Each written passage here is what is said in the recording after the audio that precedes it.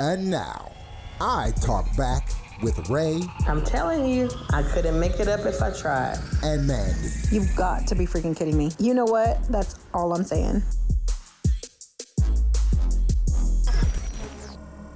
Hey guys, it's Ray with I Talk Back with Ray and Mandy. Hello. It's Black History Month, so we wanted to have a special episode dedicated to Black History Month and all things blackness. I'm guessing is what that's called. Of course, we do get an extra day this year. We get an extra day. It's 29 days in February this year, so we do get an extra day. But what we're going to talk about is the importance of Black History Month.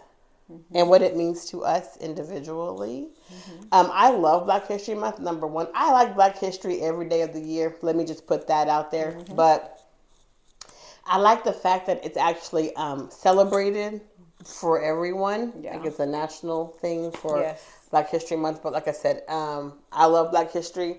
I absolutely love that I went to an HBCU. What I will say is this. So traditionally, I went to a regular, school district for high school and through grade school, right?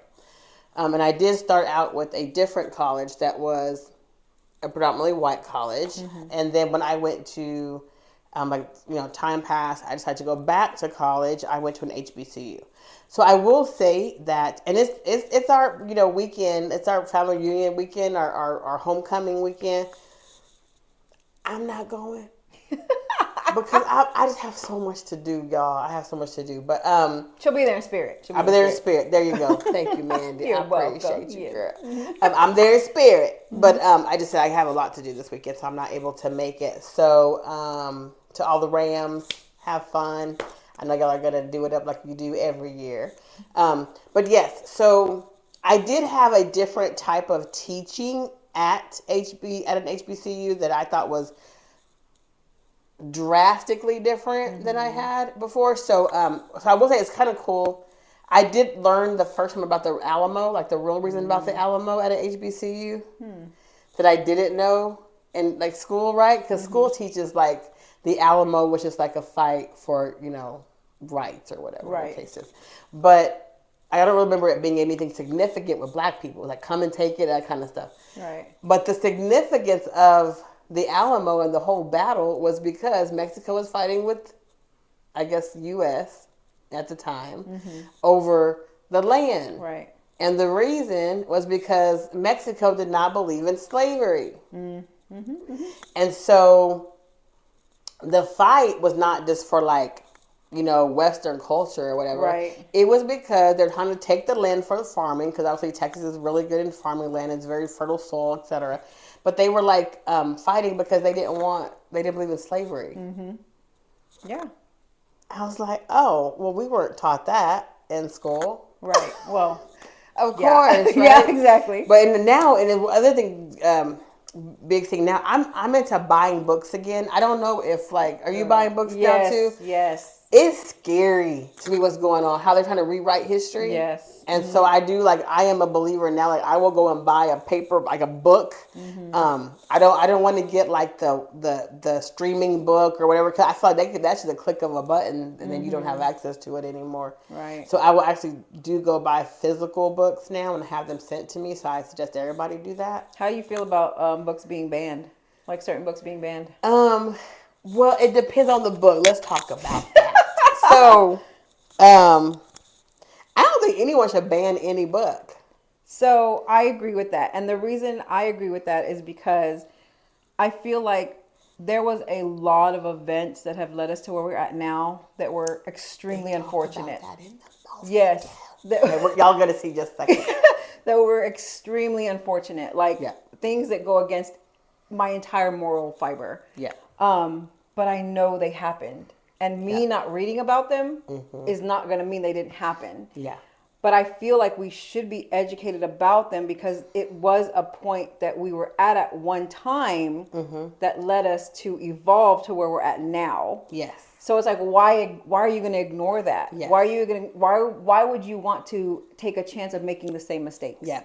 And there's a Jewish scholar, and y'all forgive me, I can't remember his name, but he has a quote, and it says basically like the importance, and I'm paraphrasing, like the importance of history is that if it happened once, it can happen again.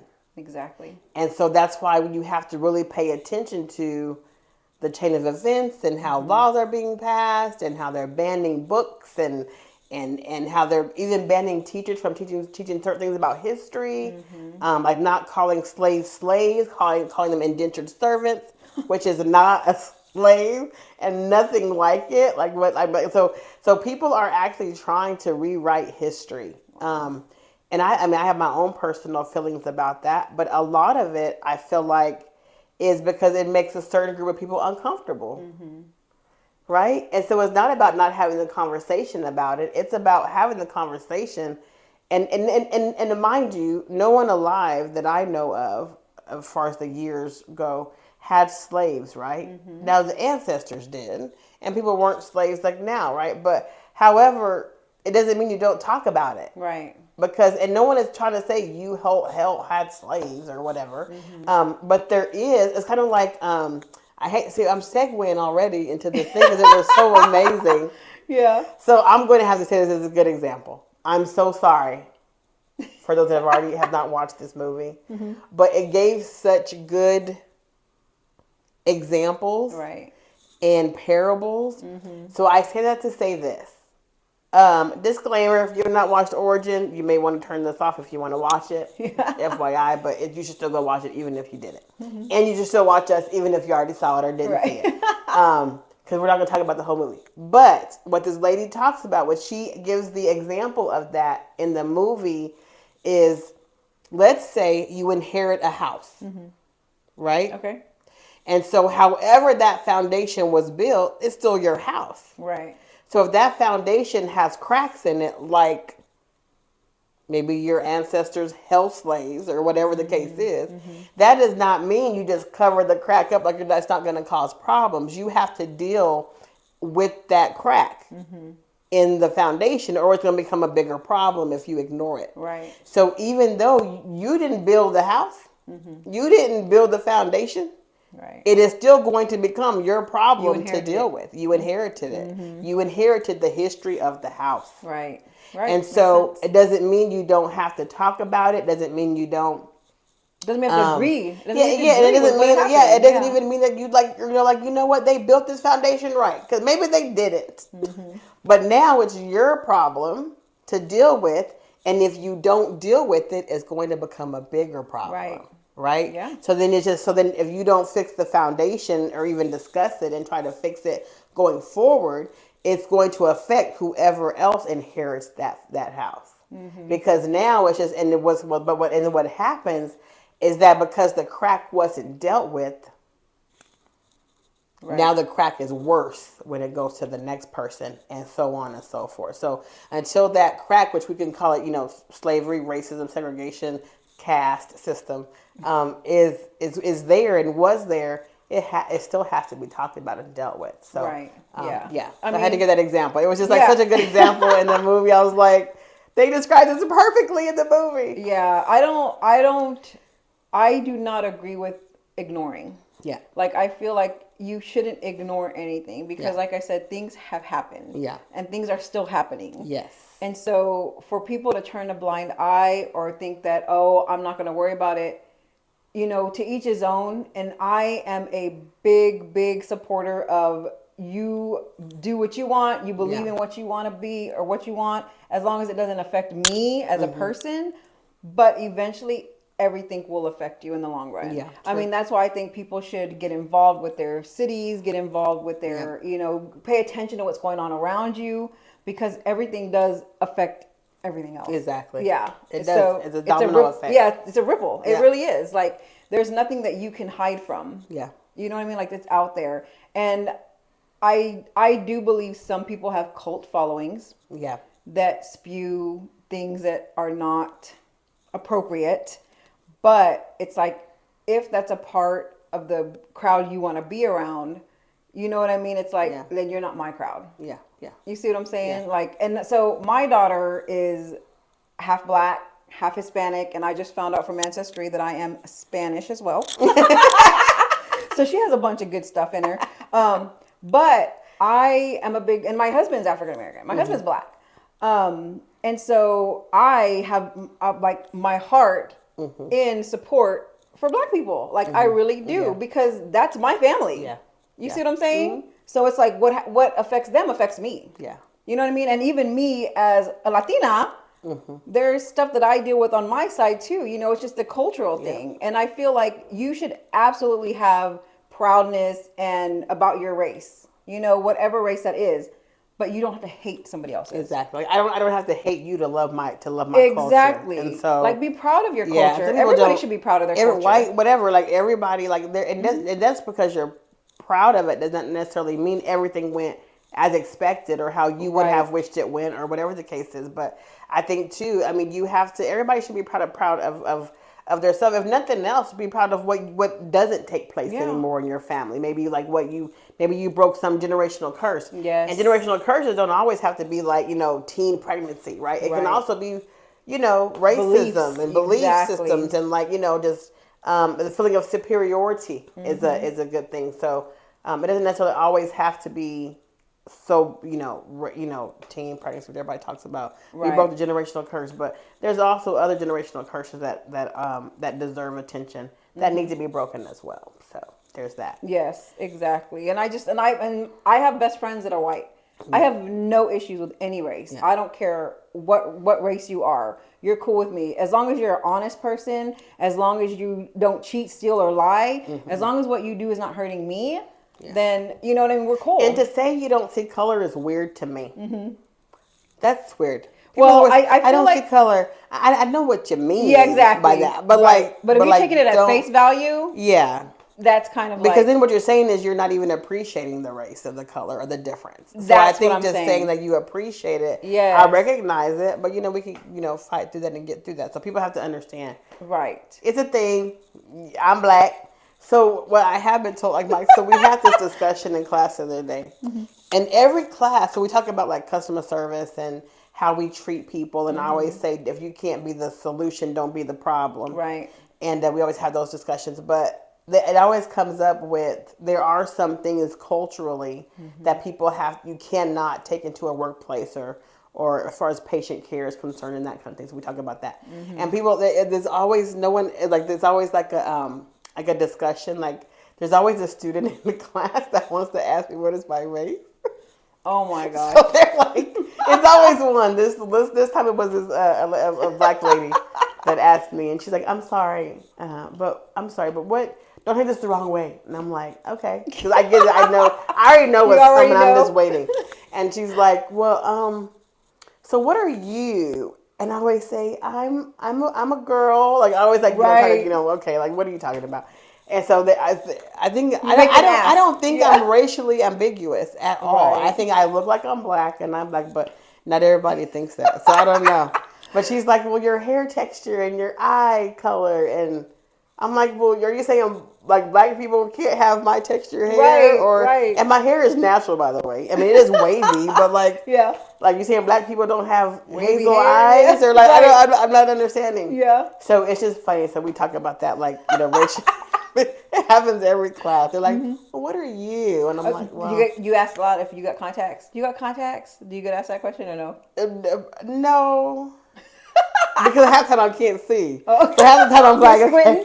Yeah. So I always leave my glasses or something like that, so they know like she doesn't have glasses or contacts. I'm like, you act like you've never seen a light skinned girl with hazel eyes before. Come on now. You see what I'm saying? Come on now. I'm like, that does not mean that we have to be mixed with another race. Right. Like, geez, that happens a lot with me. Yeah. But I just feel like, with this being Black History Month, I think that we should absolutely have an appreciation of where that stemmed from. Because...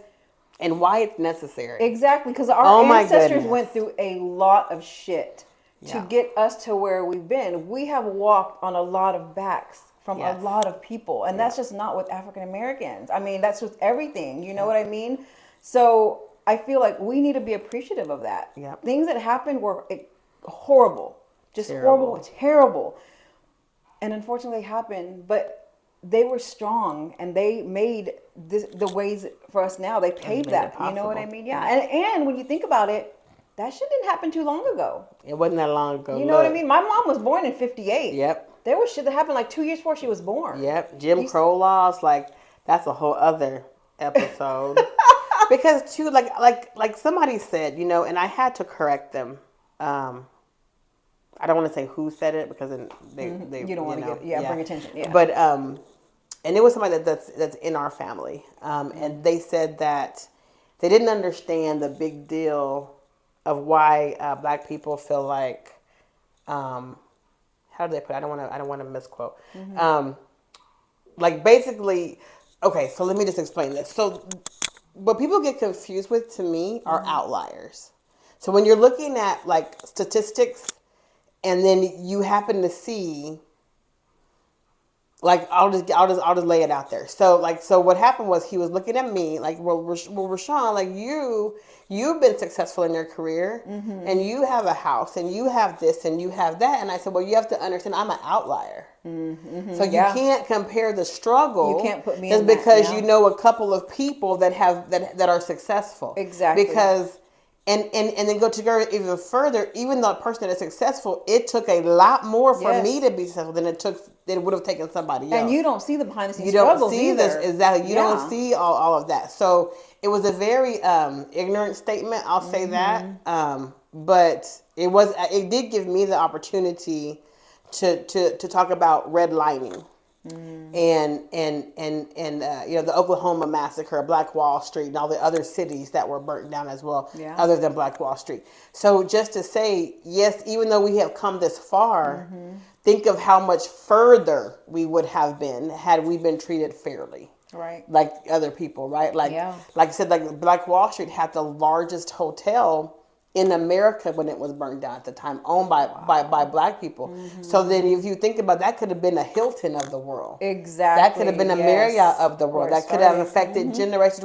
They did not pay one claim for loss of business or life or anything in that. So imagine what that comes from. And there was laws, and so even this we were talking about, there was laws that were in place where, like, no matter how much you worked or accomplished or achieved as a Black person, you could not even pass that stuff on to your family. So how much wealth was lost? Exactly. You know what I mean? So like, it goes so deep, and that's like just a fine hair touching how deep it can go. But so it was a good teaching moment, and it was a good learning moment. In our family, and so we had that discussion. Yeah, because like you said before in one of our previous episodes, you don't know what you don't know. Exactly, and we have a very racially mixed family. We have. I feel like the majority of my family, I feel like we converted to Black because my daughter's half Black. I have 3 half Black nieces and nephews. That's right. Yes. That's right. And so I feel like we have a good, That's interesting because a lot of I'll say 2 of them I know. So 2 Black women in our family are with white men. Yeah. And then a Black guy in this is my immediate family is with a white lady. Yeah. She's Jewish. Okay. And so then we went the opposite Very of you. Cultural. So I love it though. I love this. Yeah. And it makes for interesting conversations, and it's like a culture. Yes. So mix. I can tell you, when I first started dating my husband, my dad did not approve of it. And the reason he did not approve it is because my dad was born in 59 or 57. But he was born in the 50s. And at that time, you didn't mix races. Oh, yeah. You stayed with your own race. Yeah. And so I think his concern was that my relationship would be challenged because it was a mixed race relationship. Yeah, it's more like, don't put yourself in that situation. Like, don't put yourself in the situation. Yes, exactly. But over time, things changed. It was more accepted. Yeah. And so he grew to absolutely love Donnell. Like, he called him son. You know what I mean? Yeah, my father was the same way. He didn't agree with us dating white people. Right. And so even growing up, it was hard pressed for me to even have a white person come to the house. My white friends weren't allowed in my house. Yeah. So like, race is the thing. Like, and you don't, I mean, they have this joke, I guess if it's a joke, if it's a joke or not, but how Black people can't be racist. Like this just can't. Like, how does that even make sense? Yeah. But I think some of that, like, that comes from the struggle that he went through as a Black man. and then to have his son or daughters with that the race that he had to fight against his whole life, right? He had a very hard time. Yeah, and I'm sure he also was concerned, the same as my dad, about being challenged outside, like how society's going to treat you. I don't think that was my dad's concern at all. No. He did not care. He just didn't want it. He just was having it. It was like you cannot bring that. Yeah, I didn't know the real name for Caucasians for a long time. I thought they was called some other words. So and of course, and what is it? It's taught from generations. You know, like, and then it's too the experience. Yes. Like my dad had to experience a lot of that stuff, so I don't necessarily blame him. Right. It's just that he probably should have went to counseling about it, but like because it's like if you have a real thing. And if you have somebody throwing stones at you constantly. And my dad was like, he was a supervisor in a predominantly white field, and so I'm sure he dealt with things that we would never know he dealt with. You know, so I know what I've dealt with as a black woman in the field, so I can only imagine what he had to go through way back when. So. Exactly. Back when things weren't as accepted as they are now. Exactly. You see what I'm saying? I don't really blame him. I understand it. I don't agree, but I don't blame him, and I understand, you know. And that's what I'm saying, because every single person is an individual. No two people are going to think the exact same things. You know what I mean? You may have some similarities in what you feel about things, but it's not going to be the exact same. For sure. And everybody's has a different experience. Yeah. You know what I mean? And how they're treated. Yeah. You see it's what I'm saying? It's different, man. I had like I had another podcast before, and I had an episode with interracial couples, right? And I had my sister on with her then boyfriend, her now husband. Okay. My sister's black, and then he's white. And it was a very interesting episode that we had talking about like what have they experienced, because my sister's older. She's 51 and Jeff is older than that. Right. I don't know how much older. Maybe like 57. Okay. Oh, so so it's interesting for him too, because he's had experiences where, like, I'm sure, I mean, like, it may not have been okay, and like, you know, with his family. Yeah. You know, and they were dealing with that then, so I'm sure it's I don't know how it is now, but it's interesting. It is. Have you ever watched the movie A Bronx Tale? Okay, so I want to say yes, but I don't remember movies. So I'm a huge movie buff. And The Bronx Tale is one of my favorite movies. It is about a black girl and a Italian guy who fall in love, but they're in the era where interracial. I know a lot of Italian the culture does not like black people for various reasons. Beautiful, beautiful movie. It has Robert De Niro in it, and it's one of my favorites. It's one of my favorite. It's in my top 7. Like, it's one of my favorite movies. But if you have not watched it, you need to watch it. It is an absolute, like, it shows you so much about a deep, rich culture, and also the hurdles that you have to go through to be in love with somebody that's not your same race. What was it? There was a movie recently about that. It was about, it wasn't The Bronx Tale, but it was like, it was about the Italian guy that drove the black piano player around. He was Italian. Like, it was about the culture and like how.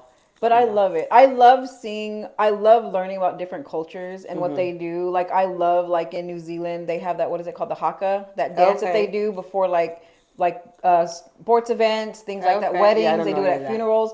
I love watching that, and it's so powerful. And I tell you what, I watch a haka and I think I know. I thought that was Hawaiian. It was not It's New Zealand. They're like of the Samoan culture out there. Okay, I've seen that. That's beautiful. They do it before funerals and everything. It makes me cry every time I see one, because I love cultures being proud of their cultures, and I just love seeing it just shows you like a thing of like rich, deep camaraderie and the love that they have for each other, and I absolutely love that. Yeah, I love it. I think, but you know what? I love it. I will say that. I think it's unfortunate that a lot of black culture, we lost so much because we weren't able to experience our culture or even not just speak our language. You had so many people stopping you. There was you guys were met with so many roadblocks.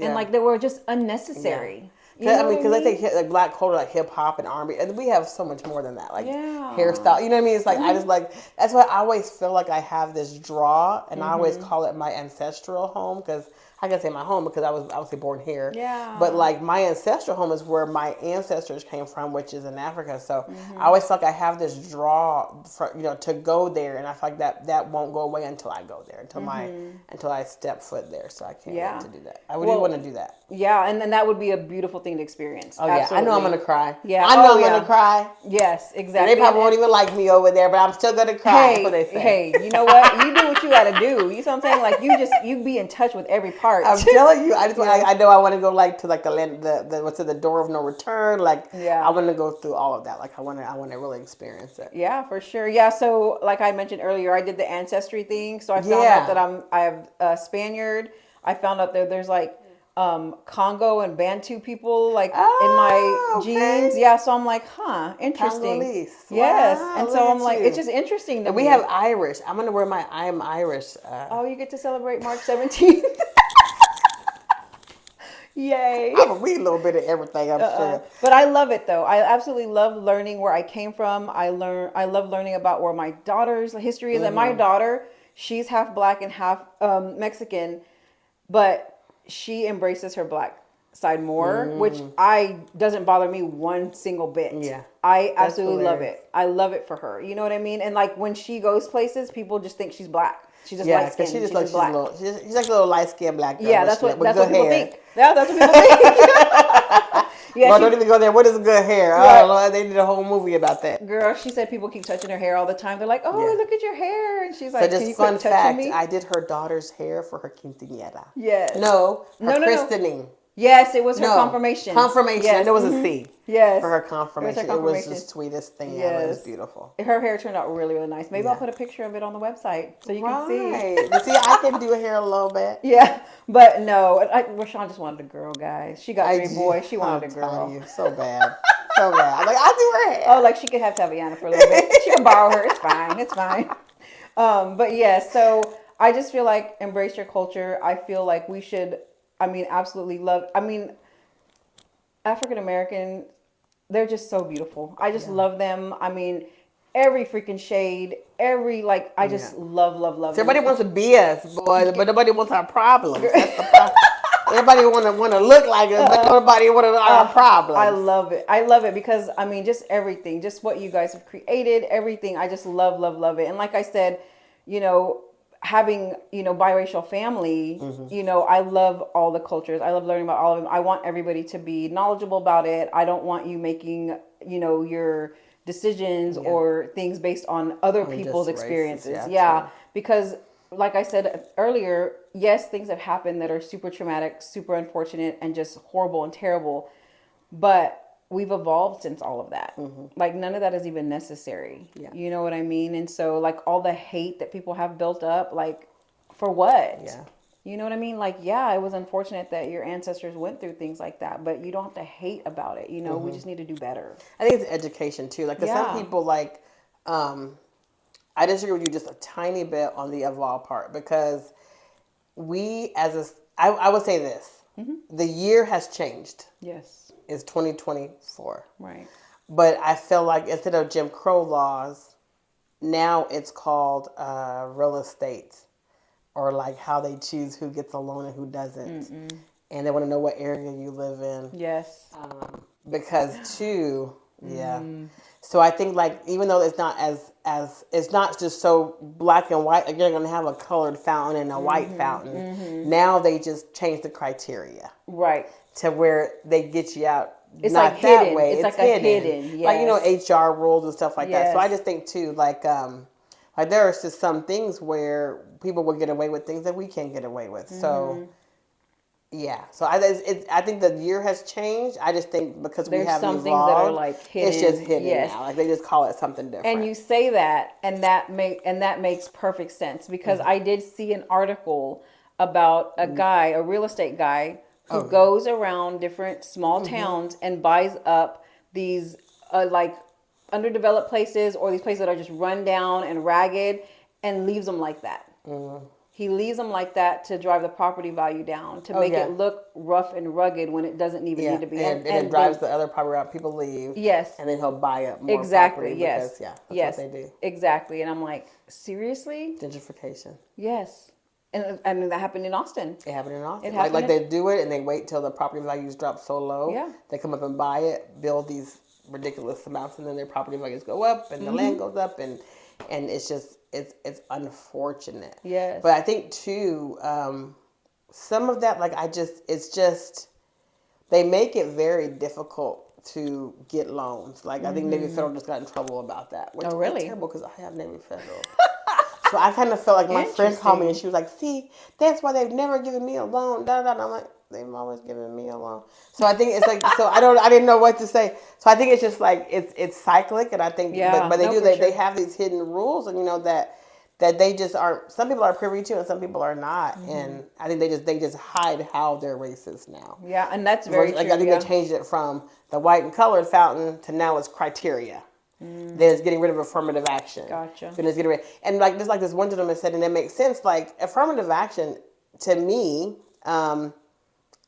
is, I think it's still necessary, but the reason why is because I think you have to ask the question of why was it necessary in the first place. And until that problem is fixed, it's going to be necessary. That's right. You got to get to the root. You got to get to the root of it. And so it's not that like that you're there because of it. It's that you've had to put it in place because they would just cancel you out once they saw that black box checked, regardless of what your test scores were.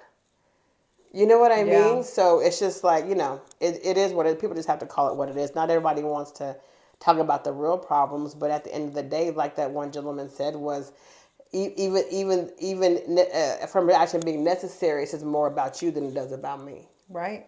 And that's For sure. that's what it is. Yeah, no, absolutely. So Ray had mentioned this movie earlier called Origin. I had not even heard of it. Like I said, I'm a big movie person, so I'm always listening. Like, what's the new movies coming out? What do I want to watch? Things like that. And I had never heard of this movie. I had, and what did you say? It's the best movie I have ever seen in all of my 45 years of being on this earth. Yeah, like. I mean, and it's from this book, right? From the book was released like in 2020. I think the reason why I didn't get much press or much, I mean, Oprah tried her best to like push the book out. She literally sent the book to different people in colleges. That's crazy. Yes, it was on her book club. It was like #1 for so long. But what it does, so like the second that we watched the clip, I'm sure Amanda will play part of it, but it talks about the caste system. How does racism truly exist? Does racism really truly exist? And so what they talked about in the movie, one thing that they drew a parallel to was they brought up the Holocaust, and when Germans and Nazis took over. So, God, it's so interesting because and the things that you didn't really think about. So what they said was, because racism is literally about skin color, Right. so how can you be? But some people will say that the German, the Nazis, and the Jews, it was racism. And they said it can't be racism because they were the same skin color. Right. Right. So then they talk about the caste system. Now I knew about the caste system because of HBCU. When we learned about history, I've never heard of the caste system. Mr. James talked about, that was my professor. He talked about we had to do a paper about the caste system. Right? And so the caste is really big in India. It's still in India to this day. And so I do know because I worked for a few Indian doctors, and we talked about the caste system, and I was inquisitive, and they weren't shy about letting me know what that meant. So there's certain people that are in the caste. The caste is based on who, like how you're born, what you're born into. So you can't necessarily move up or down based on anything. Your caste is your caste. And so there's this caste right now that they still do it today, where if you're I was like, that's with a D, Dualite, something like that. Starts with a D. But if you're in that caste, you're like the lowest of the low. And the first person that I heard mention that caste was Louis Farrakhan, Muhammad Ali, when it went over there. And then they had called him. They call that group the Untouchables, and they referenced it my fellow untouchable, because that's how they looked at us, as their untouchables, whether the lowest caste that you could ever be. There's no going up from that. So And like, so what that cast does over there, they actually have to go in and clean like sewers and toilets and their public emptying spaces Gotcha. with nothing except for oil to protect them. So they can't even have gloves. Really? They can't wear like a bodysuit. You know how we were So they're just on like protective sanitation duty. sanitation duty. Wow. But they're literally going into like, and it shows a picture of them diving into mess with nothing but but they can only put wool on. They can't put gloves on. Wow. And they're just like this person with a short. It's like just like putting on shorts to go swimming. Yeah. And you're diving in a pool of shit, and you have to dig it out and clean out the stuff with your hands so that it can drain. Wow. And then you have to scoop it out. So like they have. So that's what they do to this day. That's still going on to this day. And so Wait, that's in India? there's no way to get out of it. Yeah, that's because that's where you're born. When you're born, that's what that caste does, and like they're not even able to go to college. They can't like. So there's one I can't remember the name. Excuse me, guys. So it's like being I've been assigned. sick, so I'm missing names. It's like you're being assigned. You're being assigned, exactly. So if you have Wow. wealth, you have wealth. If you have this, you have this. If you have land, you have land. Like they can't own land. They can't do any of these things. Wow. And so, yeah, right. It's kind of crazy. So what they likened all of this to. So what basically the question in the movie was, is America really racist, built off of racism, or is it built off of a caste system? And then so they break down the definition, right? And in order for you to be like what is the purpose of a caste, and how do you make a caste, and then it gives a definition of racism, and so how do you know the difference when you compare the two? Right. Well she went to go study, right? So she went to Germany, where she met some Jewish people. And they were having dinner, and one of the ladies that are at the dinner, because people liken slavery to the Holocaust all the time, right? And then so the lady that was Jewish, she said it's a flawed thesis because they don't match. So what she said, the purpose of the Holocaust is different than the purpose of slavery. The purpose of slavery was subjugation, right? Which is dominating one over the other, and profit. So you wanted the slaves to work for you to get profit, monetary gain. Right. In order to do that, you had to exert, domination over a race. Whereas with the Holocaust, it was for extermination. It was they wanted them gone. They were trying to make money off of them in the camps. Right. They were just trying to Get rid systematically of them. kill, right? Mm-hmm. So in that, I was like, oh, so when they broke it down like that, I'm like, that's the truth, right? Right. It is different. And so with the Holocaust situation, it wasn't really about racism because they were both the same skin color. Right? So then I do believe it is different. I mean, it makes sense the way they explained it, that it is different. But it's still a caste because in order for something to be inferior, someone has to be superior. Right. So then they made their race superior, which is in America, we know what happened with that, right? It was the white people, the Caucasians, they call them colonizers, whatever your verb is or noun is. But in Germany, it was the Nazis had to make their race superior for them to be inferior. Right. And then hence there's a caste system. Gotcha. Yeah. And then part of that caste system, which was different than America, I feel like one of the big differences was the races cannot mix. So in a caste, you are what you are. You can only be with that same caste. Yeah. Whereas, and then if you do mix, you're like killed. Like there's no around that. You just and then it's just you just can't. Like there's no rule. You'll be exiled or whatever the case is, right? And then in America, me and my mom were having a discussion. I was saying, well, it's different in America because the slave owner slept with the slaves. Right. So if that was the case, that would have never taken place if it was a true caste. Yeah. But I do understand about the superiority and all this stuff, So I get, but it was just a great movie, and the examples they gave. Y'all, I'm telling you, if y'all go see that movie, or when y'all go see it, because everybody should go see it. But they limit the time. Literally, it was literally two. It was only in two movie theaters here. Yeah. It was Alamo Drafthouse Lakeline, Alamo Drafthouse South Lamar. That's it. And it was showed one time at each place. That's crazy. $250 at one place, $230 at the other place.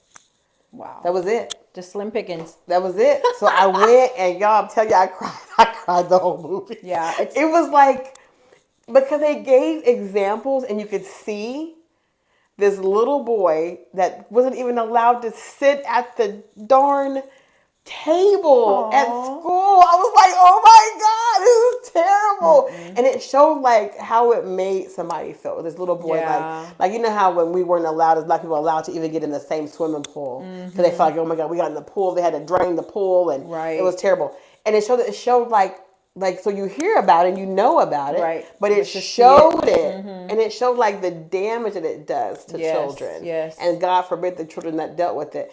And then where do you think the hate comes from? Right. And then they fast forward. This was like a true story, right? Yeah. So they fast forwarded and they showed some of the white people that were at the pool at that time. And then they had them talk about it. So it was so interesting. But I cried the whole movie. Oh, I want to see it. It was very disturbing to a lot of people because they just, they tied it together so beautifully. Yeah. So beautifully to where like you couldn't deny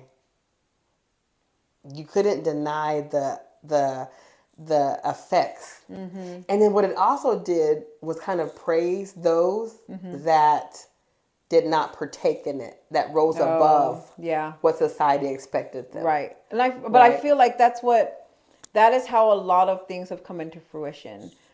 People challenging other people's words. Yeah. You see what I'm saying? Because how else is change going to happen? And then if you can't be a part of it, like don't partake in it. Right. Like if that's not how you feel. If you're not going to be part of the solution. Yeah, don't be a part of the problem. It's like, just like, don't. So, but the way I'm telling you. Yeah. I don't know if I could handle the movie watching it twice. Yeah.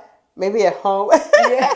But like, it was terrible. I mean, it was terrible in a good way. Yeah. But I think it really opened up discussions. Like, it opened up, like, I never thought about it like that. Yeah. Like, it was very some good discussion. I like that. Yes. Yeah. And so we watched the trailer together, and there was a quote in the trailer that I thought was very touching, and it stuck out to me. And it says, "You don't escape trauma by ignoring it.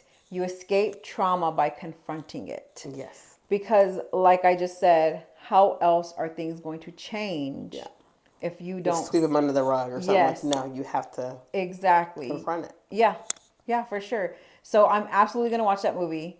I watch movies in different times. Like when I'm super busy and I don't have time to like be in my emotions, I won't watch movies like that. I won't watch The Notebook. I won't watch Hope Floats. Like any of the movies that I know will make me cry because I just don't have time to be emotional. I need to watch Hope Floats because I've never seen it. Oh my gosh, it's so good. Romantic, yes. I'm sure. Yes, it's romantic, like. And I love it because it takes you through so many emotions. Like my favorite movie in the whole entire world is Still Magnolias. I was gonna say that. So I know Still Magnolias. I know her favorite movie. Yes, because it takes you through all the emotions of being happy. It's funny. It's sad, like heartbreaking sad. This movie does too. Yes, and so when I watch movies like that, I have to be in the zone to be able to cry and let my emotions out. And most of the time, I'm not. And it's not because I'm a bitch or because I just don't freaking care about anything. It's because I'm busy. Yeah, I got a lot of stuff going on. Yeah. I don't have time to be in my feelings. You see what I'm saying? But I'm still, I still have a heart. I still feel. I still can get in my emotion. But I choose when I do it and when I don't. I'm telling y'all, this movie, when the movie was over, no one moved. Nobody. They were just soaking it in, huh? No. Wow. And it was like white people. I think it was like another group of like, there was a couple of two like black people there and me, and everybody else was white. And I'm telling you, or they appeared to be white in the dark. Yeah. So I don't know. But when I tell you that movie was over, not one person got up. Wow. It was like over, and you're just like processing everything you just watched. I don't even know how to feel right now. It was like, that's a good movie. And then people were walking out. It was just silence. Mm-hmm. It was just complete silence. It was like, and then you know what my thought was? Why does no one know about this movie? Yes, and like I said, I had never heard of it. My mom told me. Really? Mom told me because she had went. Oh. My mom doesn't drink, and it was so funny. She was like, she sent a text or she called me, and she called me. She was like, I need a glass of wine and I don't even drink. Oh my God. It was that intense. Wow, it's that like powerful. So huh? I ordered a glass of wine before I watched it because of what she said. So Yeah. but I love powerful movies though. I really do. That movie Hidden Yeah. Figures, I still haven't watched it. Oh, But I need to. a little rough. But see, movies like that, and I'm just gonna be It's an emotional I'm gonna response. be It pisses blunt. you It off. pisses me off. Yeah. It pisses me off because how people were treated. Yeah. You And know? it's so unnecessary. Yeah, and when And I they watch, need you. I don't like that. Like Yes. you need me and you treat me like this. yes, and so movies like that make me so angry. So I have to be. So you'll feel angry during this movie. Yeah. You'll feel happy. You'll Yeah. feel sad. Yes. You'll cry. And you know what, y'all? Have y'all ever wanted to cry an ugly cry? It was like I had to to hold myself. I was like, it was like when you have that big like when you want to you want to scream. Yes. Sorry, y'all just probably heard that really loud. But like I had such a knot in my throat. I had to like drink water. Oh my To god. get it to go down, like to stop crying. Wow. Like That's a I went through powerful all movie. of my tissues. That is a powerful movie then. So make sure you have some tissues with you. Okay, I will If you don't make have sure. like napkins, if you don't order food, I like will that, make sure. you gotta have tissues because you're gonna be happy crying, you're gonna be sad crying, you're gonna be mad crying, you're gonna be like you want to hit somebody crying, like it's a lot, and then you're just like in awe and in shock. Yeah. Yeah. Yeah. You're gonna and you're gonna be like, I just didn't know that. I Yes, just didn't yes, know yes, that. yes. So Wow. you'll have all those emotions. Wow. Yeah. Guys, this has been a very roller coaster episode. And I'm telling you right now, Ray and I, we don't have one racist bone in our body. Yeah. We don't hate. The only issues that we have with people is if you're just not honest, you lie, cheat, and steal from us. Yeah. Like, or if you disrespect us. Yeah. Oh God. Yeah. You see what I'm saying? disrespect me. Yeah. Disrespect. Because So, sometimes I reciprocate energy. Sometimes I rise above. yeah. So, Sometimes I rise above. yeah. Sometimes I act like Michelle Obama. Look, what do you say? Sometimes I don't got time. You know, Sometimes sometimes I got time. I got time today. But I'm I going to tell said you, that the other day. I said, I got time today. I got time today. So, if you've been watching us, you know Ray and I met over 10 years ago. And Ray said something to me when we were first new. And I don't know if she remembers she said this to me. But she said... But she said something to me that has always stuck with me. Like every time I deal with people, it's something that I live by. She told me the only thing that you have in this world is your name. Yeah. Don't ever let anybody disrespect it. Yeah. And that has stuck with me because it's true. I did say that. I do say that a lot. Yeah. And so that's why Yeah. You're like, yeah, that's something I said. but I want to go turn up sometimes. Yeah. I don't because Yes. Yeah. I don't want anybody looking at me crazy. Yes. But that's why I'm real. I tell my kids that I'm real big on that because once your name is out there and it's ruined, it's hard to get that back. Yes, exactly. So or just change your name like I did. I'm just like, But yeah, so that stuck with me. So that's helped me a lot. Know like I will absolutely never ever tolerate disrespect ever. Because the only thing I do have is my name. And if somebody wants to go and try to tarnish it, And you have to teach people how to treat you. Yes. And I say that, and I'm going to segue to say this. And the best way to teach them how to treat you is how you treat yourself. Yes. I never expected anybody to treat me better than how I treat myself. Exactly. I'll be talking about dating on this. Our big thing too is like, I'm never going to ask somebody to take me to a restaurant I won't take myself to. Mm-hmm. You know what I mean? So all of that goes back on how you treat yourself, how everybody else will treat you. Because they see you being raggedy with yourself, then they gonna treat you raggedy Then too, they see that you're tolerating it. It's all about tolerance. Yeah. Yep. Exactly. Because you can't help what you attract. That's right. But you can't help what you entertain. Boom. Rashawn. There you go. Just Fire. That's a fire flying flame coming up. Yeah. Boom. Because I attract a bunch of fools all the time. All the time. Yeah. But I don't entertain a whole lot. So. But yeah, guys, this episode's a little bit longer than normal, but thank you for sticking with us. Yeah, we had to break it up. Yeah. We're good. Yeah. You know, I had to talk. We like to talk. That's why we have a podcast. That's why we talk back. All the time. Yeah, man. So, just know that we appreciate each one of you. Always love the support. Thank you very much for being here. Sorry, I had to cough in the mic. But yeah, guys, it's been fun. Thank you so much. We'll see y'all soon. Stay tuned. Always something crazy, something new. Yep. Bye. Thank you for tuning into I Talk Back with Rae and Mandii. Please hit the like and subscribe button to stay updated on future podcasts.